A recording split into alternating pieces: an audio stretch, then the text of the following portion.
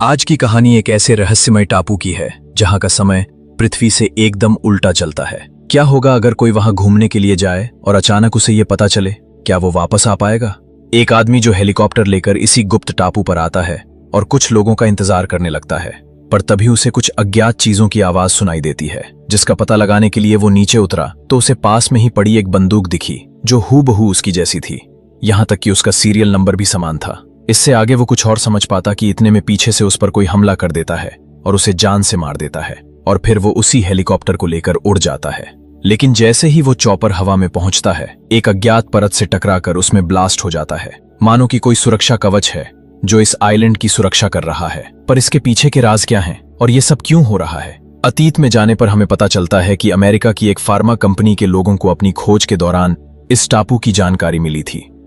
जब उन्होंने इसके बारे में कुछ चीजें जानने की कोशिश, तो उन्हें ऐसा कुछ मिला जिससे वे सभी आश्चर्यचकित हो गए कि क्या ऐसा भी संभव होता है। इसलिए अब वे सभी कई सालों तक यहाँ अजीबोगरीब प्रयोग करना शुरू कर देते हैं। लेकिन फिर एक दिन कुछ ऐसा घटित हो जाता है जिससे सब कुछ तबाह हो गया। तब कंपनी ने एक आखिरी बार अपने कुछ सोल्जरों को यहाँ भेजा ताकि वे पता लगा सकें कि इसके पीछे किसकी गलती थी, जिससे कि वे बाद में इस पूरे टापू को ही नक्शे से मिटा दें। लेकिन क्या ऐसा हो पाया? कहानी सीधी पहुंचती है फिलाडेल्फिया, जहां हम एडिसन नाम की औरत को देखते हैं जो पहले अमेरिका की स्पेशल फोर्सेज में थी। इस समय में वो चेज नाम के बंदे से मिलने के लिए आई थी जिसके आगे पीछे कोई नहीं है, लेकिन वो पहले आर्मी में रह चुका है, इसलिए उसे उसकी जरूरत, इसीलिए वो उसे एक मिशन के लिए हायर करने के लिए आई है। बात करने पर एडिसन ने बताया कि उसकी कंपनी को कुछ लोगों की जरूरत है जो एक सीक्रेट आइलैंड पर जाकर कंपनी की बेटी को सुरक्षित वापस लेकर आएंगे। बदले में उन सभी को 1 करोड़ रुपए मिलेंगे, $1 मिलियन दिया जाएगा। ये सुन चेज सोच में पड़ गया कि इतने आसान काम के लिए इतने पैसे कौन देता है,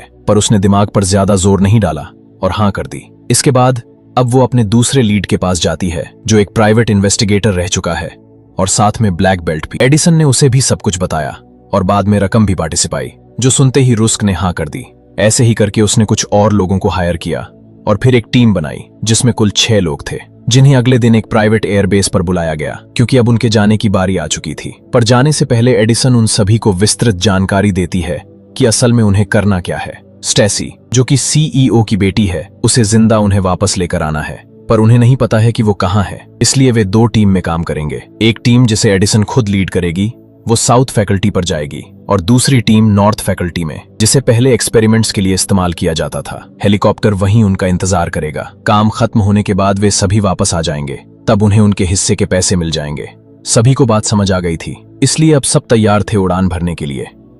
पूरे 10 घंटे लगातार उड़ान भरने ये लोग उस टापू पर आखिरकार पहुंच जाते हैं, जहां तय प्लानिंग के हिसाब से एडिसन, चेज और डेस्क साउथ की ओर जाते हैं।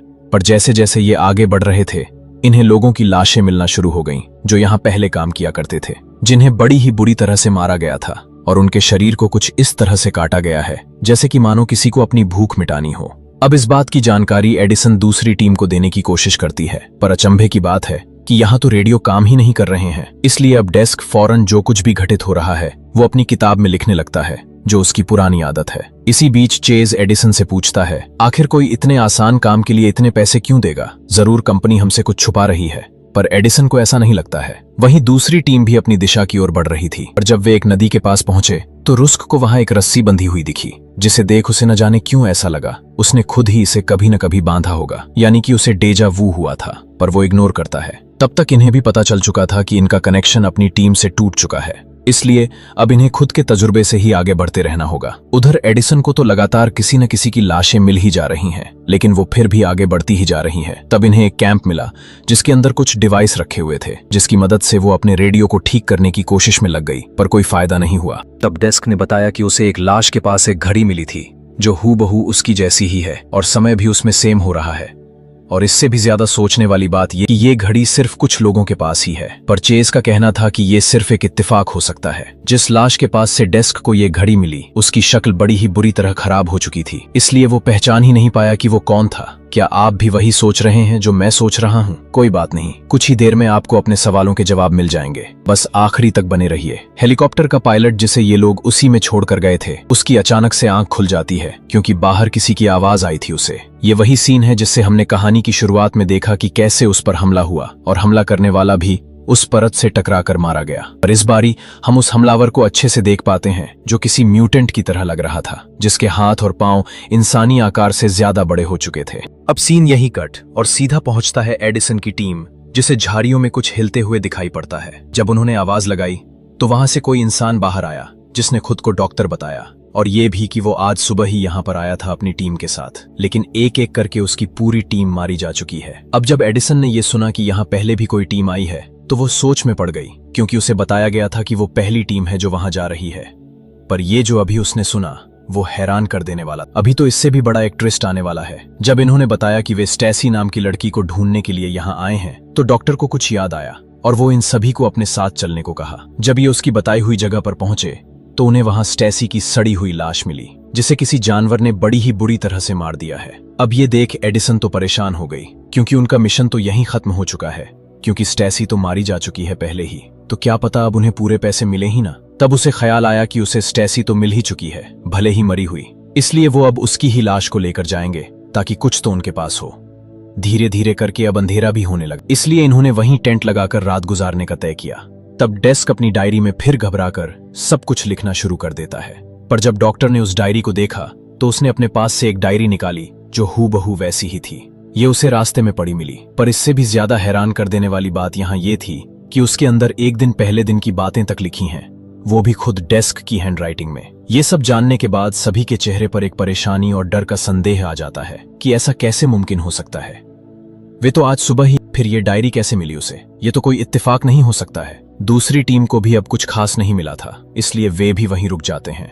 तीनों आग जलाकर बैठे ही थे कि इन्हें तभी एक आवाज आई, तो वे चौकन्ने हो गए और आसपास देखने लगे। इतने में टैग को कोई पीछे से खींच लेता है, जिससे बचने के लिए उसने बहुत हाथ पैर मारे, पर वो उसे नहीं छोड़ता है, क्योंकि वो बहुत ही विशाल था। पर इससे पहले कि वो उसे मारता, रूस्क आकर उसे शूट कर देता है। पर अब कोल्ड पीछे अकेला रह गया। इसी का फायदा उठाकर वो अज्ञात चीज उस पर हमला कर देती है और घसीट कर ले जाती है। जब कोल्ड ने ध्यान से देखा तो वो चीज असल में वही था, लेकिन एक अजीब से रूप में, जो उसने आज से पहले कभी नहीं देखा था।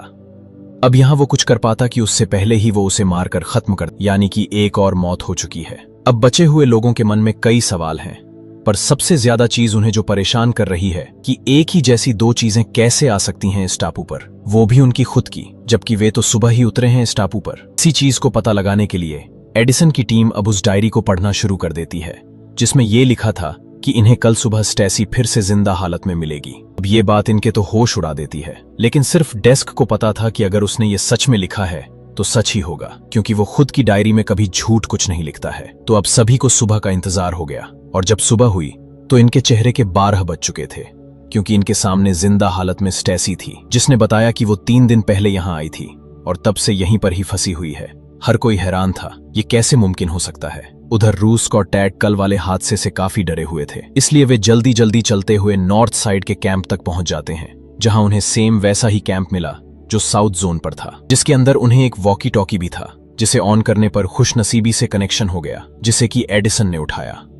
दोनों ने अपने अपने हालातों के बारे में सब कुछ विस्तार से जो जानकर ये दोनों ही टीमें अब इतना तो समझ गई थीं कि इनसे झूठ कहा गया था, कि यहाँ वैसा कुछ था ही नहीं जैसा वे सोच रहे थे, बल्कि यहाँ तो कुछ और ही माजरा है जो उनके समझ से परे है और न जाने कब इसका अंत होगा। बाहर बैठी स्टैसी सब कुछ बताती है कि कैसे वो यहाँ पर आई थी अपनी टीम के साथ, लेकिन कुछ ही समय के बाद वे सभी एक दूसरे को ही मारने लगे थे। सभी म्यूटेंट बन गए, जिसमें से एक ने उसे भी मार, लेकिन आज सुबह वो फिर से जिंदा हो गई, जो कैसे हुई उसे खुद भी नहीं पता है। इधर डॉक्टर ने आधी से ज्यादा गुत्थी को सुलझा लिया था डेस्क की उस भविष्य की किताब को पढ़कर। उसका कहना था कि ये आइलैंड असल में एक पृथ्वी के भूगोल से एकदम परे है। इसके पास एक अलग शक्ति का प्रकोप है, जिससे सिर्फ 72 घंटे तक ही सीधा समय चलता है। उसके बाद वक्त दोबारा से बदल जाता है और सब कुछ नया हो जाता है, यानी कि हर 3 दिन के भीतर यहाँ पर हर टीम का एक अलग वर्जन यहाँ पर लैंड कर, और फिर जो कुछ भी घटनाएं हुई थीं वे उन्हें मिल जाती हैं, यानी कि वे पहली बार यहाँ नहीं आए हैं।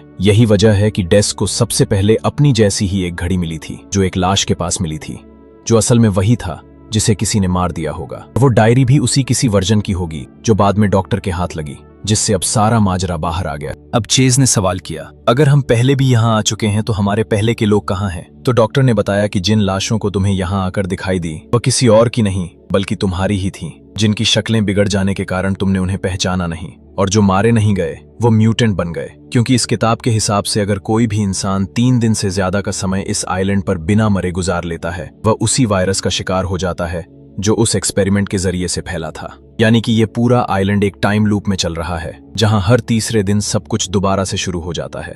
सब कुछ जानने के बाद ये सब अब डर चुके थे, क्योंकि उन्हें अब इस बात का डर ज्यादा सता रहा था कि क्या वे कभी यहां से जिंदा बाहर भी निकल सकेंगे या नहीं। वहीं दूसरी ओर ये सब रेडियो पर सुन रहे टैग और रूस को पीछे से किसी के आने की आवाजें सुनाई देती हैं, और जब वे पीछे मुड़े तो उन्हें अपने ही जैसे हम शक्लों दिखे, जिन्होंने अपने ऊपर काबू खो दिया था, जिससे कि वे किसी शैतान में तब्दील हो चुके थे और अब वे इन्हें भी मार कर खाना चाहते हैं। लेकिन ये दोनों उन्हें एक एक करके खत्म कर डालते हैं। ऐसा ही कुछ दूसरी टीम के साथ भी होता है। उन पर भी हमला हुआ, पर चेज तो उन्हें मार ही नहीं पाता है।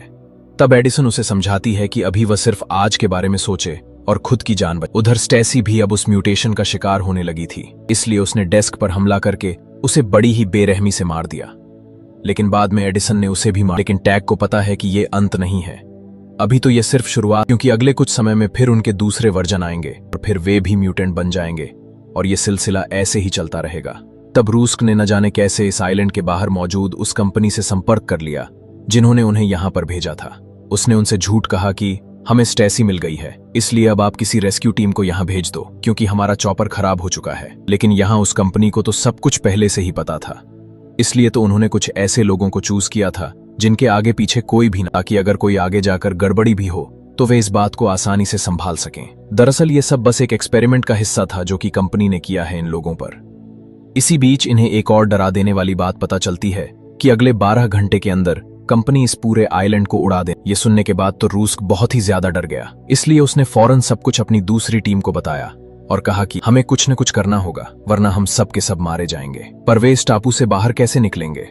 आसमान पर तो परत चढ़ी, तो वहां जाना यानी मौत को दावत देने के बराबर। अगर समुद्र का सहारा लेंगे तो कुछ दिन में भूख से मर जाएंगे, और वैसे भी इनके पास खाने को कुछ भी नहीं है। इसी बीच रूस को याद आता है कि जब वह इस आइलैंड पर आया था तो उसे कुछ विजन आ रहे थे, जैसे कि वह पहले ही यहाँ पर आ चुका है। उन्हीं विजनों में उसने देखा था कि इस टापू के एक किनारे पर एक बोट खड़ी है, जो अगर उन्हें मिल गई तो वे उससे आसानी से यहाँ से बाहर निकल सकते हैं, क्योंकि वह मोटर बोट है जिसकी स्पीड तेज होती है। ये बात उसने एडिसन को बताई और कहा कि उसकी लोकेशन से वह बोट की लोकेशन नजदीक है, तो वो पहले जाए और उनका आने का इंतजार करे, ताकि वे सभी एक साथ इस जगह से बाहर निकल सकें।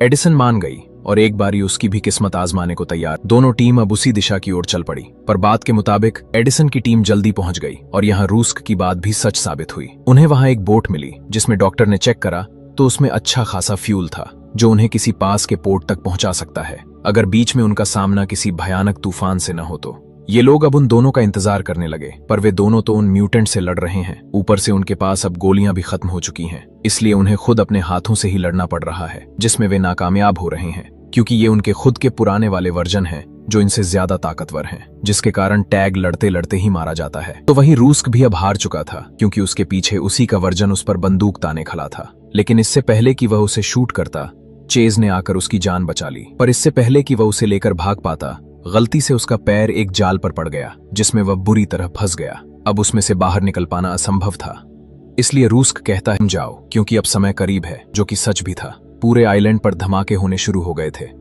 इसलिए चेज उसे अपनी बंदूक देकर इधर बोट पर डॉक्टर कहता है कि हमें चलना चाहिए, पर एडिसन अपने साथियों को लिए बिना नहीं जाएगी, इसलिए डॉक्टर को अब उसे मजबूरन बेहोश करना पड़ा, जिसके बाद वह बोट लेकर फरार हो जाता है। पर अहम मौके पर चेज बोट की रस्सी को पकड़ लेता है। जब एडिसन को होश आया तो उसने देखा कि डॉक्टर अब धीरे धीरे करके म्यूटेंट बनने लगा है, क्योंकि उसके 3 दिन जो पूरे हो चुके हैं, क्योंकि वह उनसे पहले यहाँ आया था। लेकिन इससे पहले कि वह उसे कोई नुकसान पहुंचा पाता, एक गोली आकर उसके सीधे खोपड़ी पर लगती, जो दूर उसी आइलैंड से रूस्क ने चलाई, जिसने अपने आखिरी समय पर भी अपने साथियों की जान बचा ली। अब सिर्फ बचे थे 2 लोग, एडिसन और चेज, जो कामना कर रहे थे कि किसी भी तरह करके इस परत को क्रॉस कर दें।